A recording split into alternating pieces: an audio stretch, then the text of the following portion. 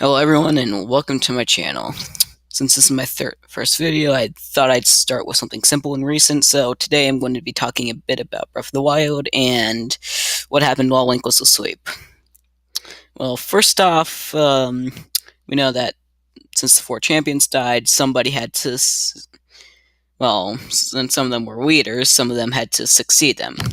And, well, for the first case, in Riju's case, we're going to start with her. She succeeded Urbosa after she died. And Urbosa was, as we all know, Riju's mom.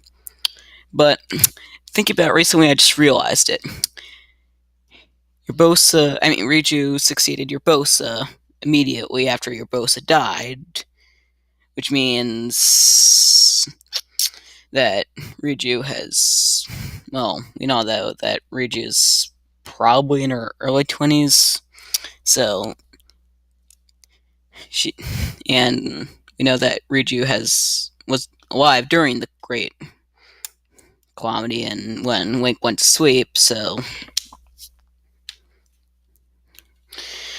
which means she must really age slowly because she's been alive for at least 100 years and she still looks like she's 20. It seems like so I guess maybe the Gerudos age even more slowly than the Zora, and Zora really aged slowly. There's this one guy, he says, he looks pretty young and he says he's 100 years old. So we know that Zora aged pretty slowly. And then there's the case of the Gorons. What happened to them during the time period between the champions dying and Link going to sleep, between Link waking up and saving everybody, is that they were completely terrorized by Divine Beast Rudiana. Alright, it kept causing constant eruptions on Death Mountain, and that was not good for the Gorons. Literally, they had to shoot Nobo out of a cannon to drive it back. Now, even with the whole bubble shield thing that Yunobo has, Daruk's protection, it still looks really painful to be shot at who knows how many feet thick of stone. That's what I think it is, at least. Yeesh.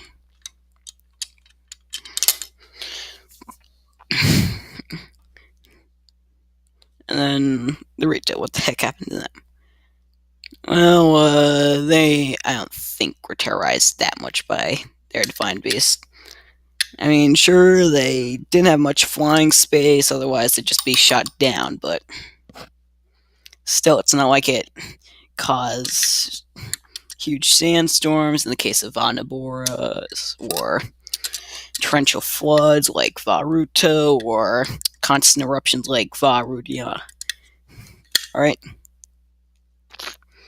So, the Rito weren't exactly affected that much. Plus, they didn't even have to have a change in the line of succession because Revali was not their leader. He was just a champion.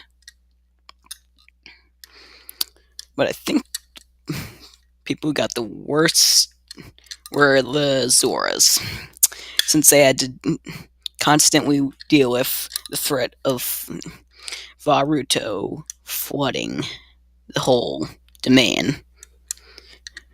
Yeah, they've got the dam, but how long is the dam going to survive?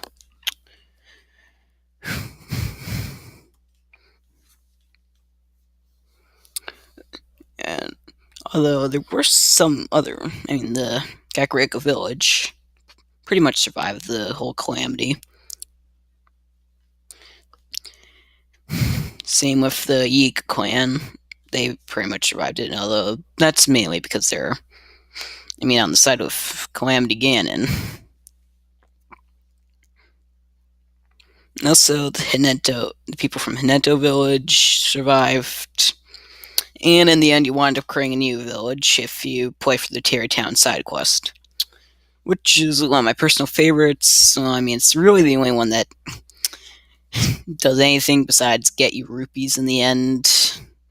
It sort of reminds me of Cafe side quest from Majora's Mask, because in the end it just ends with a wedding. Although it is useful to complete that one, since if you do complete it, there's one guy in the village who can actually sell you the Hylian shield if it breaks.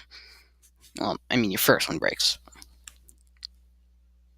And that is all. Thank you for reviewing.